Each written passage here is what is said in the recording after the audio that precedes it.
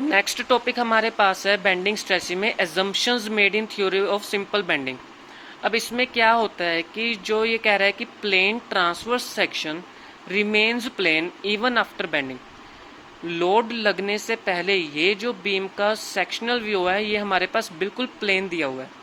जब यहाँ पे लोड लग जाता है तो जब ये बेंड हो जाता है बीम, तब उसका सेक्शनल व्यू भी कहता है प्लेन रहना चाहिए, चाहे बिफोर बेंडिंग हो चाहे आफ्टर बेंडिंग हो, वो प्लेन रहना चाहिए। ये हमारी है पहली एजम्पशन। सेकंड एजम्पशन हमारे पास क्या है? The beam material is homogeneous and isotropic. चाहे वो बिफोर बेंडिंग हो चाहे वो आफ्टर बेंडिंग हो, बीम उसकी जो प्रॉपर्टीज हैं वो होमोजीनियस मीन्स सेम रहनी चाहिए, यूनिफॉर्म रहनी चाहिए through out the bending. Next हमारे पास एजम्पशन है the modulus of elasticity has the same value for tension and compression. जब उसके ऊपर टेंसाइल फोर्स लगेगी या कंप्रेसिव फोर्स लगेगी, जो मॉडुलस ऑफ इलास्टिसिटी की जो वैल्यू होगी वो भी क्या होगी? सेम होगी।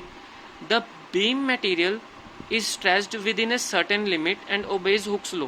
कि जो वहाँ पे लोड लग रहा है बीम के ऊपर वो क्या करना चाहिए? ओबे करना चाहिए हुक्स लॉ को। जो लोड लग रहा है, जो स्ट्रेस लग रहा है, विद इन इलास्टिक लिमिट लगना चाहिए। There is no resultant push और pull on the beam section.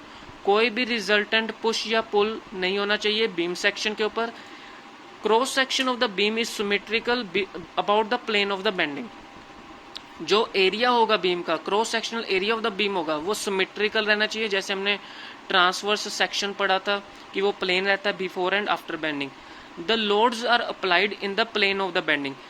जितने भी लोड्स हैं, हमने कहा है कि एक्सटर्नल लोड पड़ेगा तभी वो बेंडिंग होगी, तो लोड वहाँ पे अप्लाई होना चाहिए प्लेन ऑफ बेंडिंग के ऊपर। जो रेडियस ऑफ कर्वेचर होगा बीम का बिफोर बेंडिंग वो लार्ज होना चाहिए as compare to the transverse dimensions of the beam. Beam के ऊपर सेवरल थिन लेयर्स बनती है, each of which is free to expand और कॉन्ट्रैक्ट अंडर स्ट्रेसेस। जो बीम के ऊपर थिन लेयर्स बन रही हैं वो फ्री होनी चाहिए, एक्सपैंड भी हो सकती हैं, कॉन्ट्रैक्ट भी हो सकती है अंडर स्ट्रेसेस। अब हमने पढ़ना है बेंडिंग इक्वेशन। इसकी डेरिवेशन हमने नहीं करनी है, हमने सिर्फ इसका फॉर्मूला पढ़ना है कि बेंडिंग इक्वेशन क्या होती है।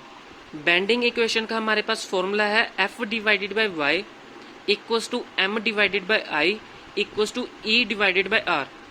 F divided by Y equals to M divided by I equals to E divided by R. ये होती है हमारे पास बेंडिंग इक्वेशन। ये बहुत ही इंपॉर्टेंट इक्वेशन है सभी न्यूमेरिकल्स को सोल्व करने के लिए। अब ये टर्म्स होती क्या है? एफ क्या होता है? Bending stress. वाई क्या होता है? Distance from the neutral axis. जो हम न्यूट्रल एक्सिस लगाएंगे न्यूट्रल सरफेस के ऊपर, वहां से उसका जो डिस्टेंस होगा वो वाई होगा। एम क्या होता है? Bending moment. आई होता है मोमेंट ऑफ इनर्शिया। ई होता है Young's modulus of elasticity. R होता है रेडियस ऑफ कर्वेचर। इस इक्वेशन को हम क्या बोलते हैं? Bending equation. Thank you.